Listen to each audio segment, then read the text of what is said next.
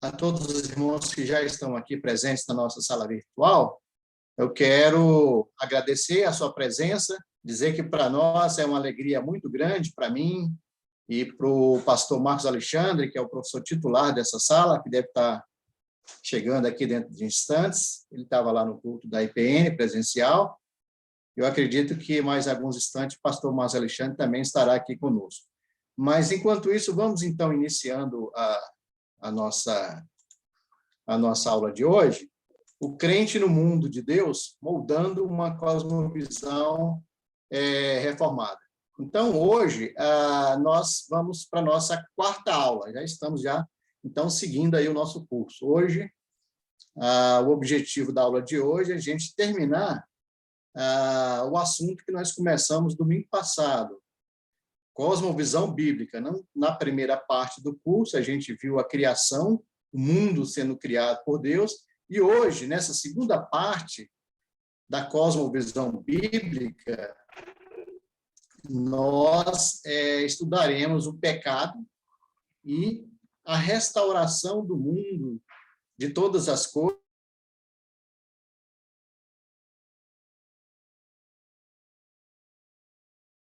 a parte da cosmovisão bíblica, com a parte do pecado, como o pecado afetou a criação de Deus, afetou a humanidade, deformou a humanidade, e como que Deus está providenciando essa restauração do homem que se contaminou pelo pecado e também da criação de Deus. Então, hoje o objetivo da aula é esse. Eu quero chamar mais uma vez a atenção dos irmãos para este aviso que está aqui na nossa tela, né, que essa aula está sendo gravada e será disponibilizada no canal da IPN no YouTube. Então, permanecendo na sala, você está concordando com a disponibilização do vídeo e, caso ocorra, a reprodução de sua imagem ou voz, né? Então, que nós tenhamos uma abençoada aula nesta manhã. Eu convido os irmãos a baixarem aí as suas cabeças e vamos ter uma palavra de oração.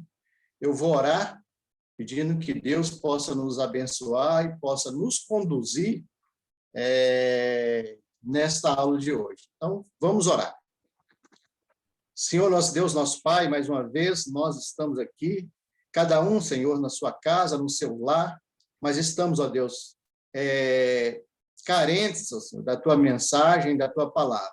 Estamos aqui, Senhor, prontos para ouvir a tua palavra, o teu recado, a mensagem que o Senhor quer transmitir aos nossos corações. Abençoa a nossa aula de hoje, Senhor. Abençoa para que, apesar de mim, eu possa estar falando aquilo que o Senhor quer realmente transmitir a todos nós. Nos abençoa, Senhor, nesse dia, nessa aula. É o que eu te peço, te agradeço. Em nome de Jesus. Amém. Irmãos, então, prosseguindo aqui na nossa aula, só fazendo aqui uma breve retrospectiva da aula passada, a gente iniciou falando da aula passada o que é uma cosmovisão bíblica, né? Os irmãos devem estar lembrados. A gente falou que uma cosmovisão bíblica é olhar o mundo por meio das Escrituras como algo que foi criado por Deus, deformado pelo pecado e que está em processo de restauração pela obra salvífica de Cristo Jesus, o Senhor de todas as coisas. Aí a gente leu alguns textos aqui de Salmo e de Hebreus. Isso foi o que a gente viu na aula passada, né? Como a introdução e a definição de cosmovisão bíblica. A gente viu também, na aula passada ainda, que a cosmovisão bíblica ela apresenta a verdadeira narrativa do mundo, ou seja, ela descreve a história do mundo, ela descreve o que aconteceu com o mundo, o que está acontecendo com o mundo e o que acontecerá no futuro com este mundo. Então, por ser baseada na Escritura, ou seja, por enxergar o mundo através das lentes das Escrituras, a cosmovisão bíblica ela traz a verdadeira narrativa do mundo. E essa narrativa ela é descrita, primeira parte, a criação do mundo, que a gente viu isso na aula passada, como Deus criou o mundo, como Deus formou o mundo que está cheio da glória, do poder, da majestade de Deus. E hoje, dando continuidade, então, a gente vai ver a segunda parte, que vai falar sobre o pecado que debilitou, deturpou e arruinou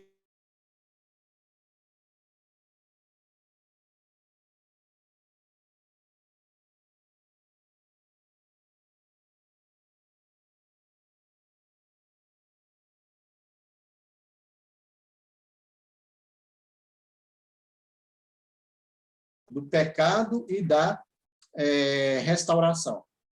Então, irmão, começando aqui falando sobre o pecado, né? O pecado foi a corrupção da criação de Deus. Então, pelo pecado, toda a obra de Deus foi corrompida, foi deformada. E o que é uma deformação? Deformar significa que saiu da forma original. Então, podemos dizer assim que a humanidade, que não só a humanidade, mas também toda a obra criada por Deus, ela foi deformada, ou seja, ela saiu do seu formato original, ela desfigurou. Hoje, então, essa é a situação da humanidade e da criação de Deus. Ela está fora do seu formato original. Por isso é que Deus está restaurando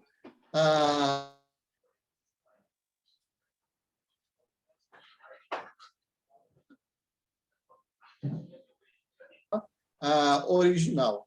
Vamos, então, entender um pouquinho como foi a entrada do pecado no mundo, como se deu a queda do homem. Irmãos, e falando do pecado, o pecado ele foi a maior tragédia da humanidade, né? Não há comparação, a gente nem tem como comparar a tragédia do pecado com a tragédia, com outros tipos de tragédia, por exemplo, com o dilúvio, que foi uma grande catástrofe que aconteceu em todo o planeta Terra. Não há como comparar com a Primeira Guerra Mundial, com a Segunda Guerra Mundial, porque o pecado foi uma catástrofe muito maior. Então, não há precedente na história da humanidade o que foi o pecado em termos de deformação, de destruição na humanidade, na criação de Deus. Então, não temos como comparar. Né? Foi a maior tragédia que aconteceu à humanidade. Então, nessa parte da narrativa bíblica, a trágica rebelião humana que afeta toda a criação de Deus. Então, o pecado, ele foi o quê? Foi uma rebelião humana. Vamos entender como foi essa rebelião, como se deu, então, essa rebelião da humanidade contra Deus. Então, de repente, tudo não é mais como se esperasse que fosse. Né? Adão e Eva, eles estavam no jardim, estavam no paraíso, e ali eles poderiam desfrutar de tudo que tinha no jardim, menos comer daquela árvore conhecida como árvore do conhecimento do bem e do mal. Então, a história da queda, já sabemos todos, não é? Vamos aqui só fazer essa passagem, essa recordação, para a gente entender como que o pecado afetou toda a criação de Deus. Então, vamos ler esse texto de Gênesis 2, 15 e 16, que é onde Deus fala ali do jardim e o que o homem pode fazer e não pode fazer ali no jardim. Então, lá em Gênesis 2, 9, tem essa narrativa. Não é?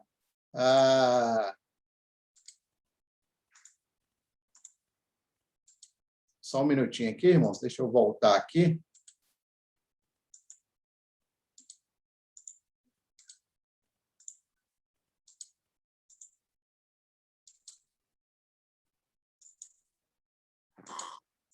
Então, o texto de Gênesis, ele vai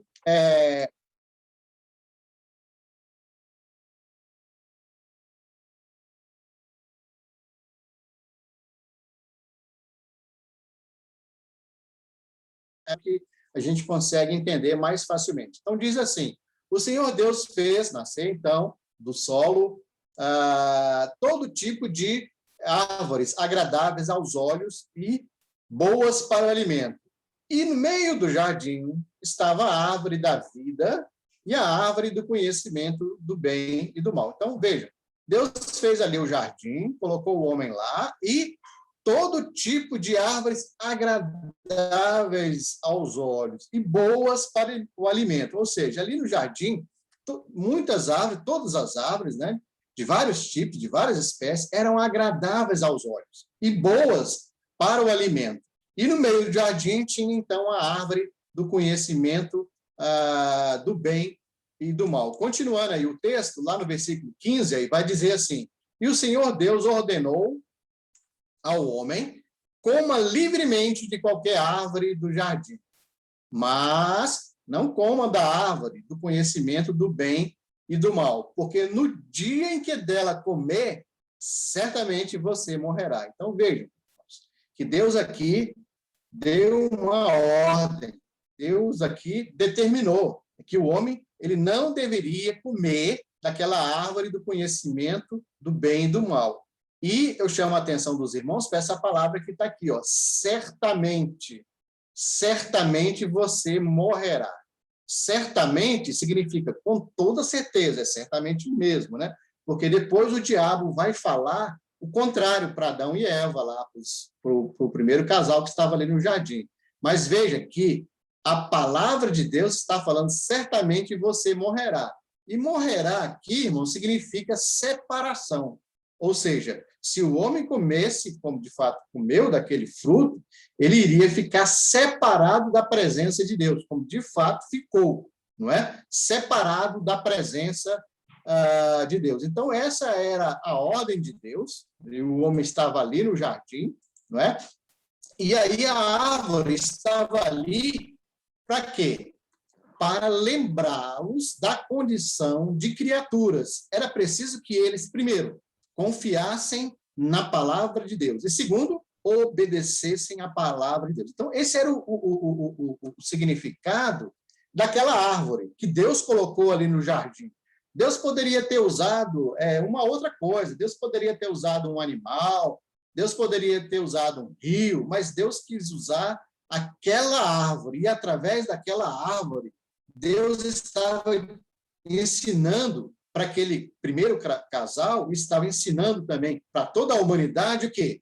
Que eles deveriam confiar em Deus e que eles deveriam obedecer a Deus. Então, essa era o sentido ali daquela árvore que estava colocada no meio do jardim. Então, a obediência do casal serviria para ensiná-los e ajudá-los a entender seu lugar como filhos, como criaturas de Deus, como a submissão ao Criador. Então, olha, irmãos, que coisa bastante interessante. Deus constrói o jardim, coloca o casal lá e diz que eles podem comer de todas as árvores que estão ali no jardim, porque todas eram boas para eles se alimentarem, eram árvores agradáveis aos olhos deles, e eles podiam usufruir de tudo que estava ali no jardim.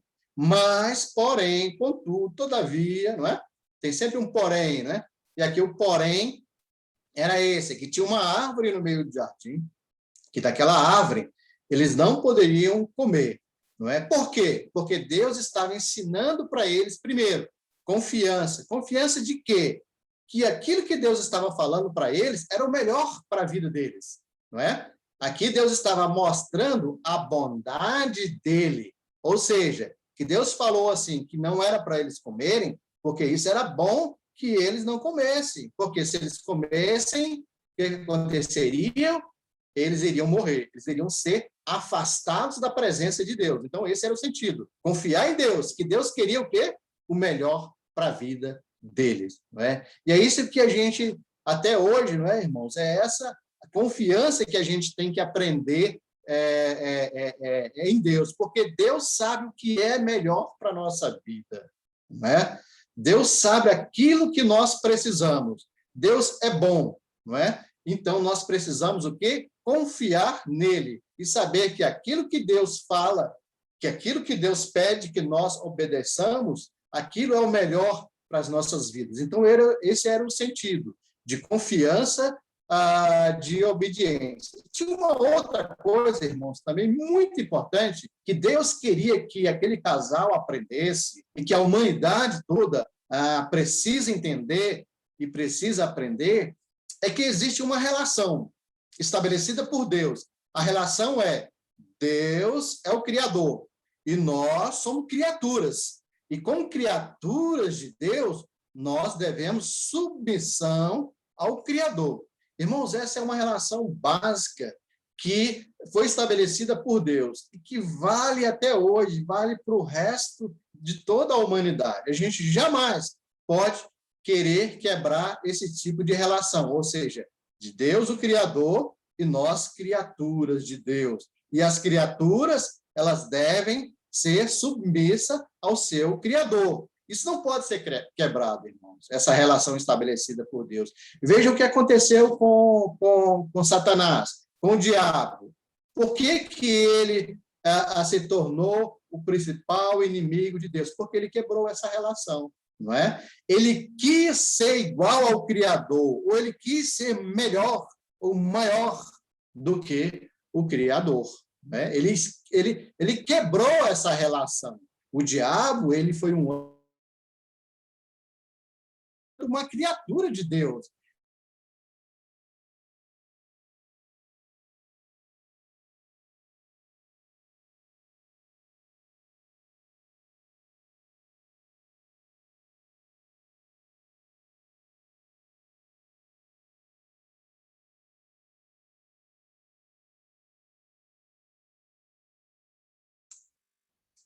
Cordeiro, seu microfone está no mudo, tá? Acho que perdeu a conexão.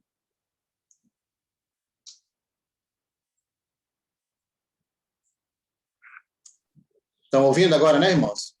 Agora voltou, tá ok. Ok. Perdeu aqui um pouquinho a conexão. Irmãos, então, continuando, o que aconteceu com Satanás foi exatamente isso. Satanás, ele foi um anjo criado por Deus, não é? E ele tinha um lugar de destaque na presença de Deus. Porém, ele quebrou essa relação de criador e de criatura. E aí aconteceu o que todos nós já sabemos. Ele se tornou o maior inimigo de Deus. Então, irmão, nós jamais podemos quebrar essa relação que foi estabelecida por Deus, não é? A relação de criador e de criatura, não é? Pedro, acho que o pessoal também caiu, foi?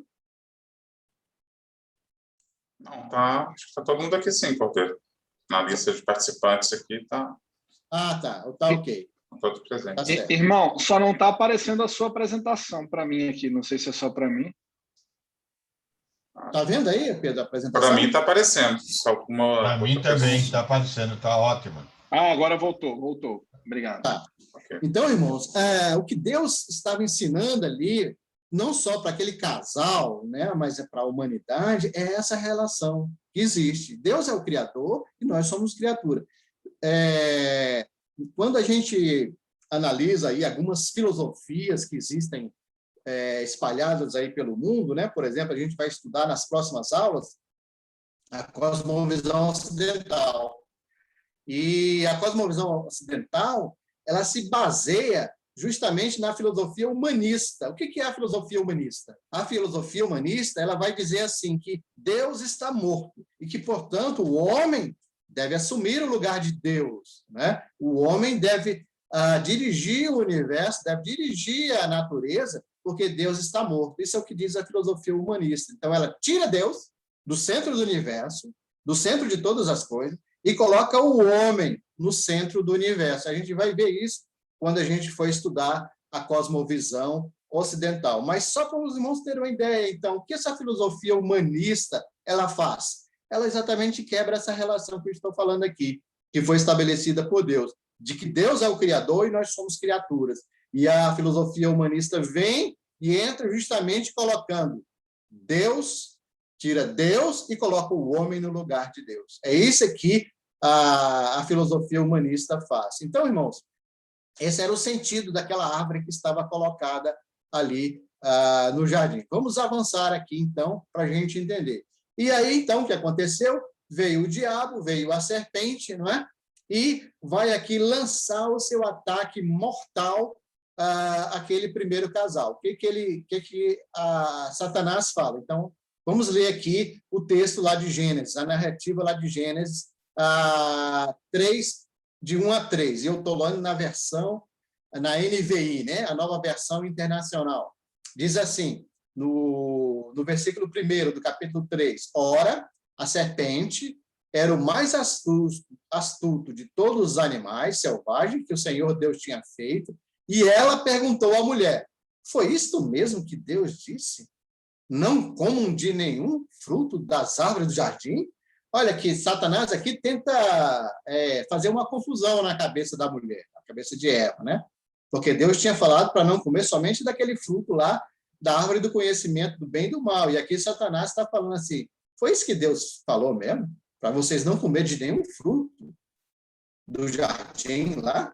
E aí respondeu a mulher, a serpente, podemos comer do fruto das árvores do jardim. Mas Deus disse, não comam do fruto da árvore que está no meio do jardim, nem toquem nele, do contrário, vocês morrerão. Então, Satanás tentou aqui como que confundir a cabeça da mulher, né, em relação ao que eles deveriam ou que eles não deveriam fazer.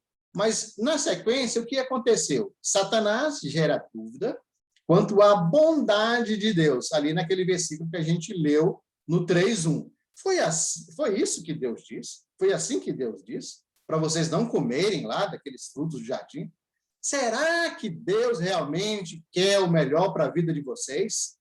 Será que isso é bondade de Deus, quando ele fala para vocês não comerem ali daqueles frutos? Não é? Então, o que Satanás faz? Ele gera dúvida na cabeça ali da mulher. Deixa a mulher em dúvida. Será se realmente Deus quer o nosso bem?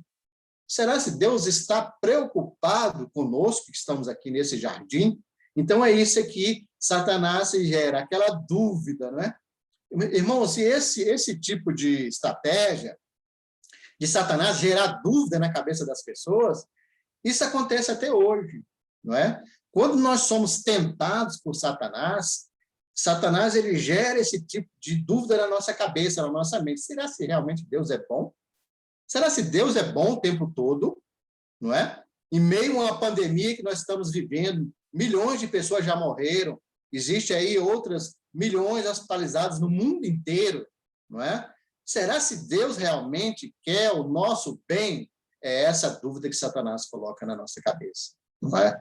Mas nós não podemos, irmãos, cair nessa cilada de Satanás. Deus é bom o tempo todo. Isso é uma promessa de Deus, isso é uma afirmação que está nas Sagradas Escrituras, não é? Esse tipo de dúvida, se Deus é bom, se Deus realmente quer o nosso bem, não é? Se Deus realmente trabalha para que nós tenhamos o melhor aqui nesse mundo, esse tipo de dúvida é gerado por Satanás, não é? E nós não devemos dar a razão a esse tipo de dúvida. Mais ainda, Satanás lança um ataque mortal ao casal e suscita a incredulidade. Olha o que Satanás faz. Com certeza não morrereis. Está lá no versículo 4 que a gente leu, né? Com certeza vocês não vão morrer, não. Observe que Deus tinha falado justamente o contrário, né? Até chamei a atenção lá quando a gente estava lendo lá em Gênesis 2, né? Porque Deus falou assim, com certeza vocês morrerão. E aí vem Satanás aqui e fala assim, com certeza vocês não morrerão. O que é isso? Isso é gerar incredulidade. Será se vocês podem confiar em Deus? Né? Aquilo que Deus falou, será se vocês devem acreditar? Porque Deus falou que vocês morrerão. Mas eu digo para vocês, vocês não morrerão, com certeza. Mais uma vez aqui, a estratégia de Satanás é de confundir a mente das pessoas, não é? E de desacreditar aquilo que Deus fala, não é? Quantas vezes nós temos promessas nas Sagradas Escrituras, promessas de Deus para a nossa vida, e que a gente tem dúvida, será se realmente Deus vai fazer isso? Não é? Será se realmente É Deus que está falando isso? Será se realmente a Escritura é a palavra de Deus? Eu devo confiar nisso, não é? Então, Satanás, ele lança esses ataques de incredulidade, de desconfiança, não é? Que nós sempre estamos aí sujeitos a cair nessa armadilha de Satanás e não termos ou não darmos credibilidade às promessas de Deus, aquilo que Deus nos prometeu. E mais ainda, Satanás instiga a imaginação daquele casal com uma cosmovisão alternativa ilusória. Olha o que Satanás agora faz ali no versículo número 5, que nós lemos, né? Vossos olhos se abrirão, e como Deus, observe, e como Deus sereis conhecedores do bem e do mal. Olha aqui, Satanás está mostrando aqui que se eles comerem daquele fruto, os olhos deles vão ser abertos, eles vão ver um mundo totalmente diferente. O que é isso? É uma cosmovisão alternativa, não é? Um mundo de uma forma diferente, não é? Embora aquela cosmovisão seja ilusória, não é? Mas era uma proposta alternativa que Satanás estava oferecendo ali àquele casal, não é? Então, os olhos deles iriam se abrir, eles iam ver coisas diferentes, e o pior disso tudo, eles seriam como Deus. Olha aqui aquela proposta de quebrar aquela relação de criador e de criatura. Aqui está embutida aquela proposta. Vocês poderão ser iguais a Deus. Vocês vão conhecer coisas que só Deus conhece, não é? Então, mais uma vez aqui, o ataque de Satanás é exatamente esse, né? E ainda hoje ele usa essa mesma tática. O que Satanás oferece hoje às pessoas? Uma cosmovisão alternativa, não é? Uma cosmovisão ilusória, um modo de viver neste mundo diferente daquele modo que as Escrituras, ou a cosmovisão bíblica que a gente está estudando aqui, nos ensina e como devemos viver neste mundo, não é? O que Satanás faz é exatamente isso, ele te oferece uma outra proposta alternativa de vida, de como você deve viver, uma proposta materialista, uma proposta onde Deus não tem lugar na sua vida, o homem que é o centro de todas as coisas, né, que você deve viver feliz nesse mundo, você é capaz de viver feliz nesse mundo sem a presença de Deus, você não precisa de Deus na sua vida. É essa proposta alternativa que Satanás oferece como estratégia de nos tentar e de nos desviar os olhos da cosmovisão bíblica, da cosmovisão que está nas Escrituras. Então, irmãos, este foi o ataque que Satanás proferiu ali àquele primeiro casal.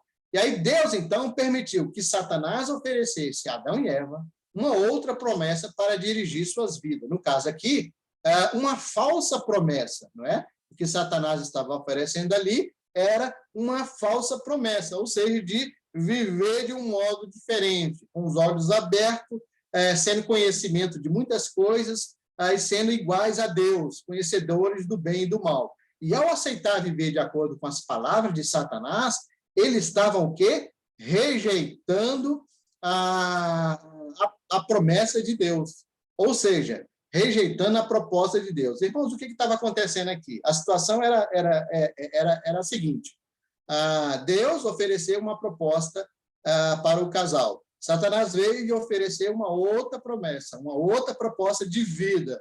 E aí eles deveriam, então, escolher um ou outro. E as propostas, ou as promessas, elas são mutuamente excludentes, né? O que significa isso? Significa que se eu escolher uma proposta, automaticamente a outra proposta está excluída, não é? Então, não tem como aceitar as duas propostas, não tem como aceitar as duas cosmovisões, não é? É isso que acontece com a nossa vida hoje, isso é que acontece com o ser humano. Ao aceitar viver de acordo com a cosmovisão bíblica, nós temos que rejeitar a cosmovisão anticristã.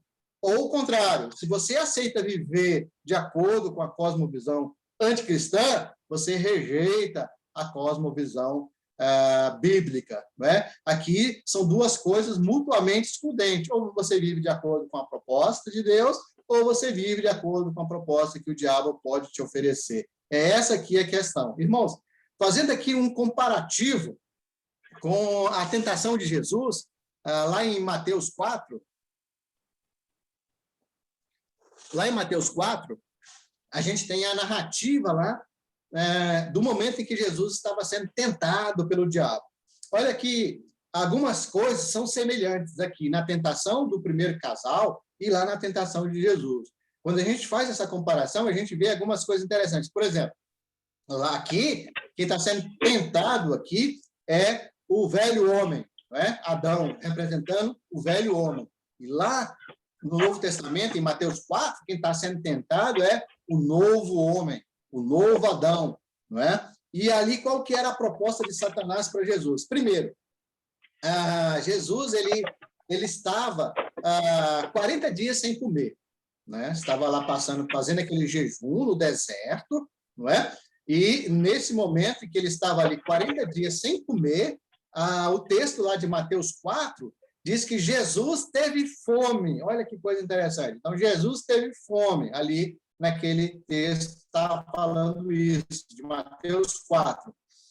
E Satanás, ele vai o quê? Oferecer exatamente o que Jesus estava precisando naquele momento, que era o quê? Comida. Então, Jesus ali, 40 dias sem comer, precisando de comer alguma coisa. Vem Satanás e lança aquele ataque. Se você é filho de Deus, por que você não transforma aí essas pedras em pão?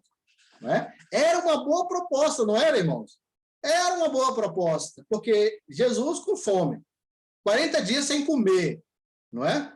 Ali naquele deserto. E aí vem o diabo e fala que ele poderia transformar aquelas pedras em pão, porque ele era o Filho de Deus e que ele poderia provar isso naquele momento, não é? E Satanás, então, ele faz essa tentação a Jesus. E Jesus, de pronto, rejeita ali aquele ataque de Satanás. A segunda proposta de Satanás era o quê? Ele levou Jesus a um lugar bem alto ali em cima do templo, né? O templo de Jerusalém, que era uma construção muito alta, e ali daquele lugar de cima do templo, ele falou que, Jesus, por que você não se atira daqui de cima e aí você dá ordens aos anjos para que os anjos segurem e você não chegue lá embaixo e se esborrache todo, não é? Irmão, seria um espetáculo grandioso isso daí, não é? Imagine, Jesus está ali em cima naquele lugar bem alto, no templo, lá embaixo, um lugar bem movimentado, cheio de pessoas passando de um lado para o outro, pessoas entrando ali no templo.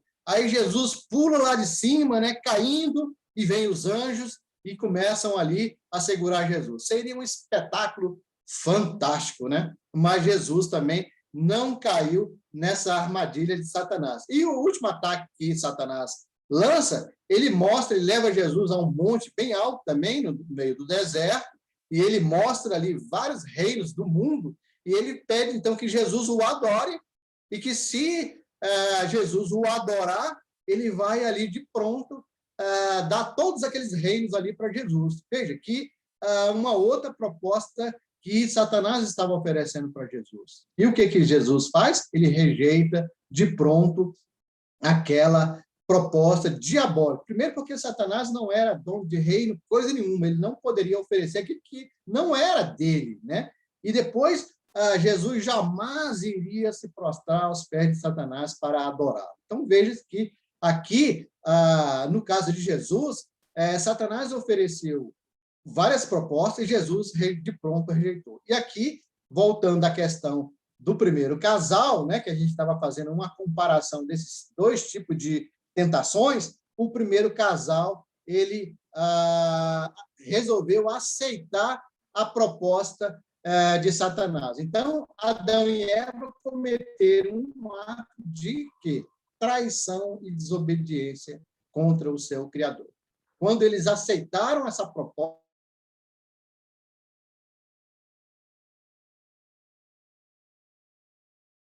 e de criatura, né? Eles desobedeceram ao seu Criador, não é? Então, isso foi o que aconteceu ali naquele momento, um ato de desobediência ao Criador. E aí, depois da desobediência, toda a vida humana e toda a criação de Deus foram afetados pelo pecado. Então, irmãos, o que aconteceu ali foi a tragédia maior que poderia ter acontecido à humanidade. E dali para frente, né, se a gente continuar lendo os próximos capítulos de Gênesis, então o que a gente vai ver? A gente vai ver a contaminação de todos os seres humanos pelo pecado. O pecado afetando toda a criação humana e a criação não humana de Deus. O pecado aumentou em uma escala alarmante. Logo em seguida veio o primeiro assassinato, e aí vai por aí afora. O pecado vai se alastrando por toda a humanidade. Não é? É isso que a gente vai ver ali na sequência dos próximos capítulos de Gênesis. E hoje, o pecado ele tem esse alcance, ele alcança todas as áreas dos relacionamentos humanos. Então, tudo que é relação humana está afetado pelo pecado. E ele produz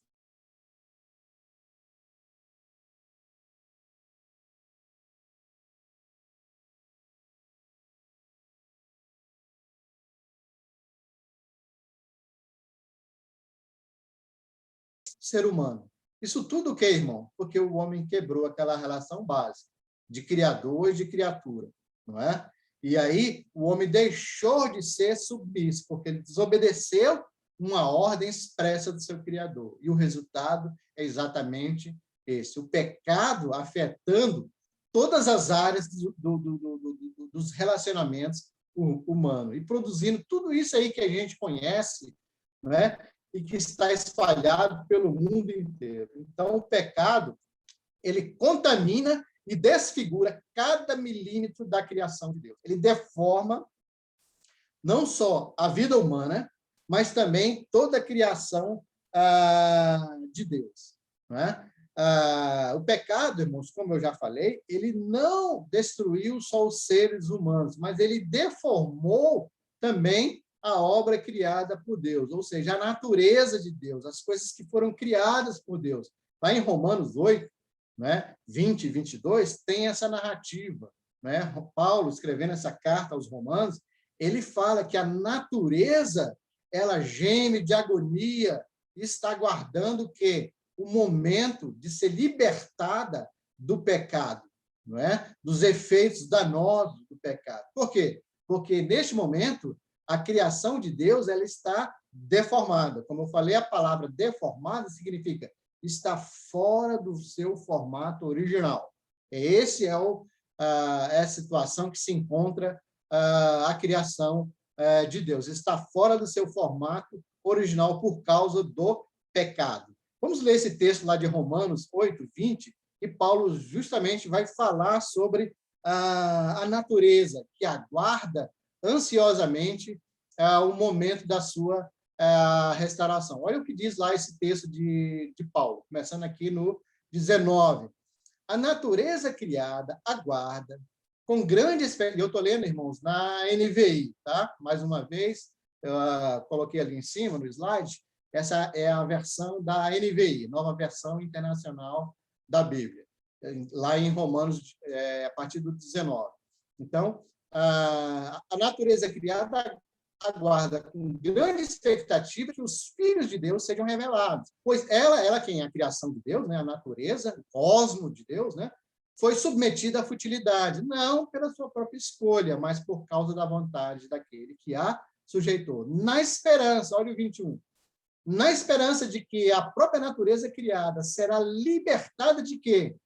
Da escravidão, da decadência em que se encontra, para a gloriosa liberdade dos filhos de Deus. Então, por aqui, irmãos, a gente entende, né, claramente que toda a natureza está afetada, está deformada, não é? Pelo pecado, e está em escravidão, está em decadência, não é? E aguarda o momento glorioso da sua liberdade, da sua transformação, da sua restauração, que a gente vai ver aqui logo em seguida, o momento em que a criação de Deus será restaurada. No 22, Paulo vai dizer assim, sabemos que toda a natureza criada geme até agora, como em dores de parto. Então, veja, irmãos, que não foi só o ser humano que entrou em sofrimento.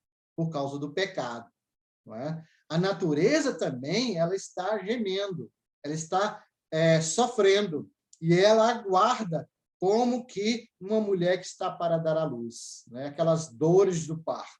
Então, vejam que o pecado não foi brincadeira. O pecado é algo terrível, não é? E o pecado realmente deformou toda a criação de Deus, inclusive a natureza, não é?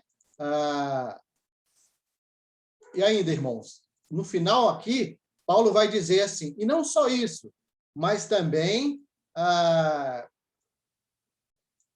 não só isso, mas nós mesmos, que temos os primeiros frutos do Espírito, gememos interiormente, esperando ansiosamente pela adoção como filhos, a redenção do nosso corpo.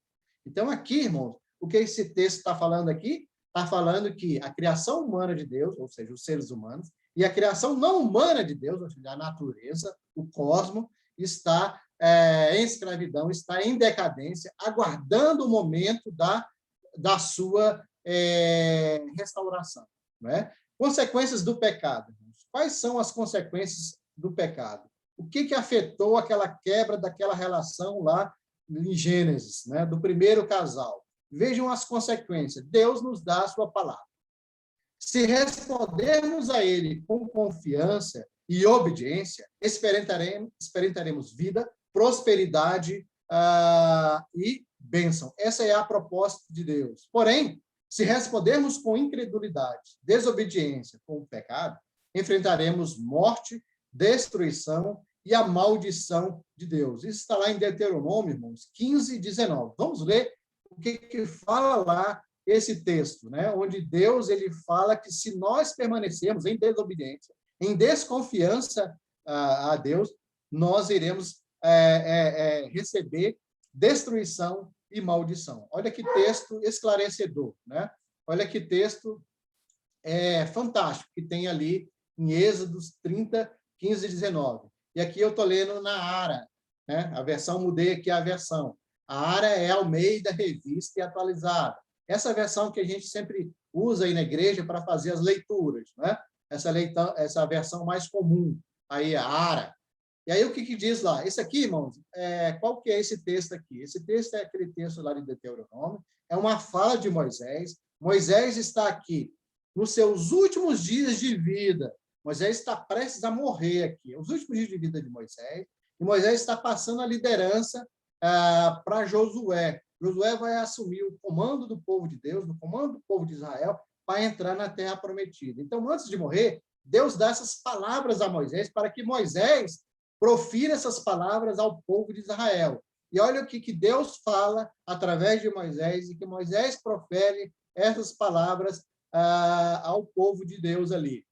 Então, vê, né, que proponho hoje a vida e o bem, a morte e o mal. Se guardares os meus mandamentos, que hoje te ordeno, que ames o Senhor teu Deus, que andes nos seus caminhos e guarde os seus mandamentos e os seus estatutos e os seus juízos, então viverás e te multiplicarás. E o Senhor teu Deus te abençoará na terra a qual passas para possuir. Então, Moisés estava prestes a entrar na Terra Prometida. Ele não entrou na Terra Prometida, não é? Ele viu a Terra Prometida de longe. Aqui eram os últimos dias de vida dele. E ele estava falando isso ao povo. Aí, olha no 17, o que diz lá? Porém, se o teu coração se desviar, e se não quiseres dar ouvidos, e fores seduzidos, se te inclinares a outros deuses e os servires, aí o que vai acontecer? Então, hoje te declaro que certamente perecerás. Não permanecerás longo tempo na terra a qual vais, passando o Jordão para possuir. Os céus e a terra tomo hoje por testemunhas contra ti, que te propus a vida e a morte, a bênção e a maldição. Escolhe, pois, a vida para que vivas, tu e a tua descendência. Então, esse é a palavra de Moisés que foi dita ali para o povo de Israel que estava prestes a entrar na terra prometida. E isso, irmãos, é também a mesma palavra que vale para nós hoje, né? se nós estamos dispostos a seguir os mandamentos de Deus, a cumprir as ordens de Deus, a seguir aquilo que Deus determina para nós, se nós seguirmos a maneira como Deus quer que nós vivamos nessa terra, neste mundo, então nós seremos felizes, nós seremos bem-sucedidos, né? Nós teremos bênção. Do contrário, irmãos, a maldição estará sobre nós. Se nós desobedecermos a Deus e não seguirmos o quê? Os seus mandamentos, os seus conselhos, as suas ordens, os seus juízos. Então, irmãos, do pecado, era isso que nós tínhamos para falar. Vamos falar agora um pouco sobre a restauração, não é? A última parte aqui da nossa aula de hoje, e a última parte da cosmovisão bíblica. Então, já falamos, em primeiro lugar, dentro da cosmovisão bíblica, da criação de Deus, o mundo que fora criado por Deus, o mundo que é de Deus, que foi criado por Deus. Falamos agora do pecado, né? Como que o pecado afetou a criação de Deus, a humanidade de Deus. Agora vamos falar como que Deus está agindo para restaurar a criação dele, restaurar a humanidade, para curar a humanidade do pecado, para remover o pecado para sempre. Não é? Essa agora é a proposta da restauração. Não é? Então, o pecado manchou o tecido do qual a criação é constituída. Mas essa mancha será removida, ou está sendo removida. Talvez aqui o melhor é dizer que essa mancha está sendo removida, né? Porque ela está em processo, nós estamos em processo de restauração, né? A promessa de restauração, irmãos, ela começou lá mesmo no Jardim do Éden, quando Adão e Eva pecaram, e quando Jesus deu a promessa de que da semente da mulher viria aquele que iria esmagar a cabeça da serpente. Isso é a promessa de Deus, de que ele enviaria o seu filho, como enviou, né? Jesus já veio a primeira vez, já nasceu, e já morreu, já ressuscitou. Então, essa parte da promessa de Deus já foi cumprida, ele já esmagou o pecado, nós já estamos livres da condenação do pecado, porém, ainda estamos sujeitos na presença do pecado, porque o mundo ainda está em pecado, mas nós já fomos livres, não é? Com a morte de Jesus, já fomos livres do peso do pecado, da condenação do pecado, daquela dívida que nós tínhamos para com Deus, não é? Jesus já pagou essa dívida. Então, o processo de restauração já começou. E o próprio Deus assumiu para si o propósito de remover essa mancha do pecado e de restaurar toda a criação de Deus. Irmãos, essa é, assim, sem dúvida nenhuma, é a maior promessa que existe na palavra de Deus. É a promessa de restauração de todas as coisas. Quando estivermos plenamente, não é? Tomando posse dessa promessa, usufruindo dessa promessa, quando todas as coisas estiverem restauradas, a nossa vida estiver plenamente restaurada, isso vai acontecer quando Jesus voltar a segunda vez e nós recebermos um novo corpo, né? Um corpo totalmente restaurado, e vivermos um novo céu e na nova terra, que serão totalmente restaurados, e então, assim, nós estaremos usufruindo dessa grande promessa de Deus, que ele vai estar removendo essa mancha do pecado para todo sempre. Isso é a restauração, irmãos. Essa promessa de que nós teremos o pecado removido para sempre. Então, por maior e mais mortal que o poder do pecado seja, ele será vencido por um poder maior, o poder vivificador do Evangelho. Em última análise, o pecado não tem chance alguma contra Deus. Olha, irmãos, que coisa maravilhosa, esplendorosa que nós temos aqui. O homem veio, caiu, desobedeceu, entrou o pecado na humanidade, deformou a criação de Deus, deformou o homem, não é? Aí Deus vem com um pecado maior ainda, não é? Para destruir, para anular esse pecado e restaurar a obra dele, a criação dele. É isso que Paulo está falando lá em Romanos 1,16, em 1 Coríntios 1,18, não é?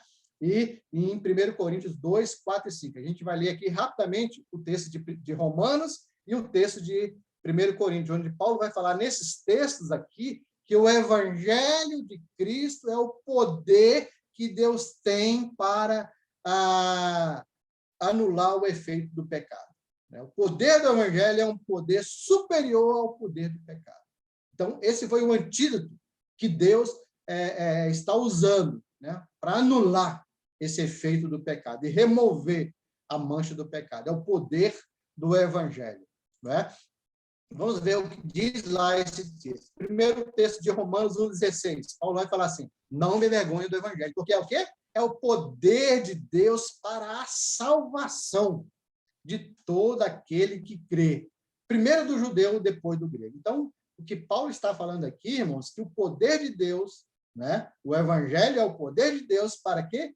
Para a salvação. Para nos livrar, então, desse jugo do pecado. Para nos livrar dessa condenação eterna do pecado. Para restaurar, para salvar, né? Os filhos de Deus, as criaturas de Deus. Para salvar toda a obra criada por Deus. Olha o que diz lá em 1 Coríntios 1:18. Paulo também falando. Paulo vai falar assim, pois a mensagem da cruz é loucura para os que estão perecendo, mas para nós que estamos sendo salvos, é o quê? É o poder de Deus. Então, irmãos, o poder de Deus, que é através do evangelho. O que é o evangelho? O evangelho é a morte e a ressurreição de Cristo. Não é? A morte e a ressurreição de Cristo é o evangelho. Né? Esse é o poder que tem para curar o pecado. Né? E Deus não deu as costas para esse mundo rebelde, mas ele o abraça com amor. Olha que coisa interessante, né, irmão? Deus poderia ter abandonado a humanidade após a queda do homem. Né? Deus poderia ter desistido do homem, mas Deus não fez isso. Deus não deu as costas nem para o mundo, nem para o homem. Mas ele fez o quê? Ele abraçou o homem com amor. O que é isso, irmãos? Isso é a graça. Isso é a graça de Deus. Justamente que a gente fala que a graça é o quê? É um favor imerecido de Deus para com o homem. O homem não merecia isso, mas mesmo assim Deus foi e demonstrou graça. Deus fez o favor imerecido. Aquilo que o homem não merecia, Deus fez. Foi o quê? Abraçou o homem com amor. E mandou o quê? O seu filho morrer na cruz para que anulasse o efeito do pecado. Um amor pactual, inabalável, leva Deus a agir com altruísmo, sacrifício e autoentrega. A gente vai ver isso, irmãos, quando Deus ele ama o mundo, né, de tal maneira que ele manda lá o seu filho morrer na cruz. Esse é o plano de Deus, o projeto que Deus tinha para resgatar o homem. Então, movido por este amor, então, ao invés de Deus dar as costas para o homem, dar as costas para a humanidade, abandonar tudo, Deus, então, move o amor dele. Deus promete, então, esmagar os poderes malignos do pecado. Deus ama, então, o mundo e manda o seu filho. Irmãos, quando Jesus ele estava ali na cruz, pregado, que Jesus dá aquele último suspiro de vida ali, e quando ele fala, está tudo consumado. Aquele está tudo consumado, Jesus está falando assim, o pecado está esmagado, o pecado foi derrotado, o pecado não pode destruir o homem. Deus estava ali cumprindo a sua promessa, de resgatar o homem, de anular ali o efeito do pecado, de restaurar a comunhão de Deus. O homem que estava em rebelião, agora ele pode ter acesso a Deus. Então, continuando ainda, essa obra, dali na cruz, da morte de Jesus, Deus concretizará a restauração de toda boa criação por meio da salvação, da obra salvífica de Cristo Jesus. Então, a obra salvífica de Cristo, na restauração, ela tem 3 características. A gente vai ver aqui rapidinho, já caminhando aqui para o final da aula. Já estou encerrando aqui, que eu acho que o nosso tempo já esgotou.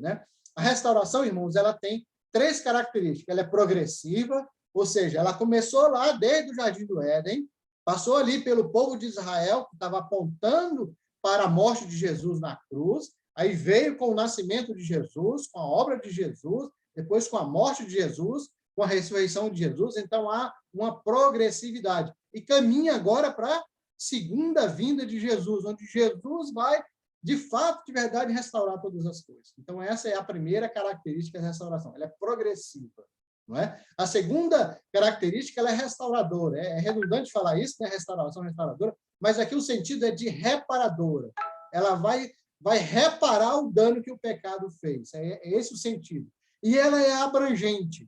Abrangente por quê? Porque ela vai abarcar toda a obra criada por Deus, a criação humana, não é? E a criação não humana. Então, a restauração é progressiva, porque iniciou logo depois da queda do homem, eu já falei isso, né? E a restauração é reparadora, porque o objetivo de Deus é retomar o plano original da criação. E a obra redentora de Deus é remover toda infecção do pecado.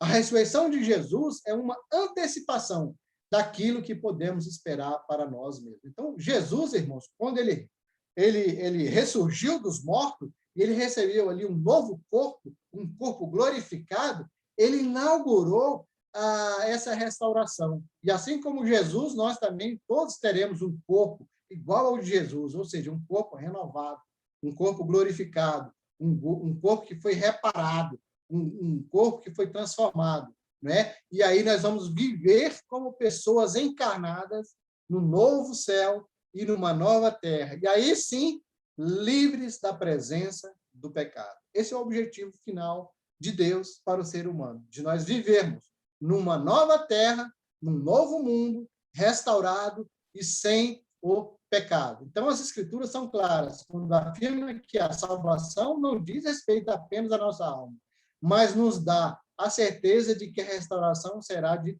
todas as coisas. Os slides vão ficar à disposição dos irmãos, vocês podem olhar aqui e ler nesses slides, nesses textos aqui, que realmente afirma que a salvação será abrangente. A salvação será toda a totalidade da criação humana. Então, irmãos, para encerrar, vamos encerrar com essa promessa de Deus, que está lá em Apocalipse 21:1, que nos garante um novo céu e uma nova terra, e uma vida totalmente renovada, uma vida totalmente restaurada. Né? É isso que diz lá em Apocalipse 21:1. Vi novo céu e nova terra, pois o primeiro céu e a primeira terra passaram, e o mar já não existe.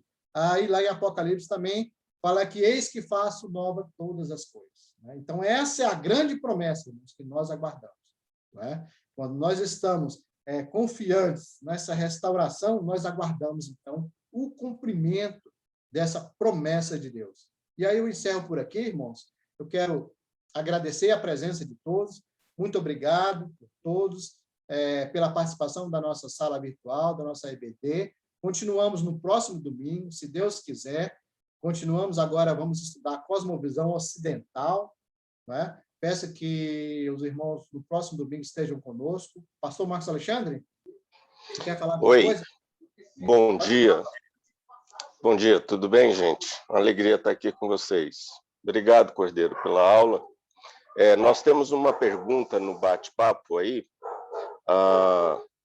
Não me lembro aqui quem foi que perguntou. Deixe-me ver aqui. Foi o Gustavo, né, Gustavo? Então, o Gustavo perguntou, Cordeiro, se Adão e Eva tinham a consciência do pecado, do certo e do errado. Quero apenas dizer o seguinte: Deus deu uma ordem para Adão e Eva: não comam da árvore do conhecimento do bem e do mal. Então, Adão e Eva tinham plenamente a consciência do que eles podiam e do que eles não podiam fazer. Uma das traduções para a palavra pecado é transgressão da lei.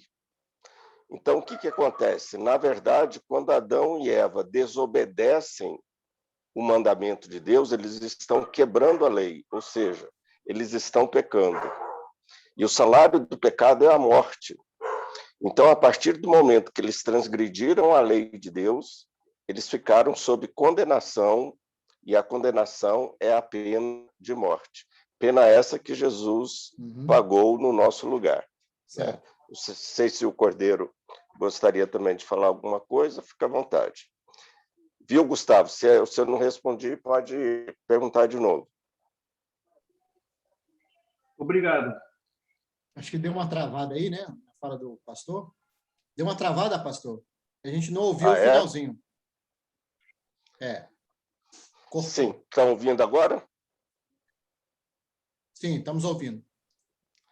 Ok. Então, o que eu falei, que no momento que eles transgridem a lei de Deus e comem da árvore do fruto do conhecimento do bem e do mal, eles estão pecando. Pecado é uma transgressão da lei. E Deus falou, olha, no dia que vocês fizerem isso, vocês certamente morrerão. Então, a maldição era justamente a morte. Cumprir a lei de Deus é vida. Desobedecer a lei de Deus é morte. Deus deixa isso muito claro desde o início. Os textos que o Cordeiro citou aí de Deuteronômio nos falam justamente sobre isso. Então, Adão e Eva tinham, sim, a plena consciência do certo e do errado. Tanto é que, quando eles erraram, eles se esconderam, ou seja, se sentiram culpados. Então, o sentimento de culpa deles indicava que eles tinham plena consciência que eles tinham feito algo de errado para com Deus. Muito obrigado um comentário, pela presbítero e pastor. O presbítero leu bem. Uhum. Gênesis 3, 2. Lá está realmente um ponto central.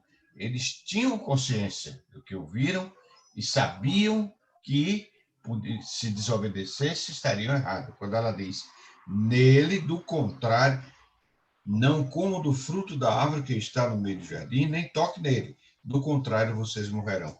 Eles estão repetindo o que ouviram de Deus. Então, tinham plena consciência. Sim, com certeza. Tem outra pergunta aí? Cordeiro, se quiser. O Fábio você pode responder. Você pode responder, Cordeiro. Tá. O Fábio está perguntando assim se quando Adão e Eva desobedeceram a Deus, se eles estavam sendo instigados por Satanás, sim, né? E que eles estavam usando uma análise racional, ou seja, que é o foco central do humanismo secular. Sim, exatamente.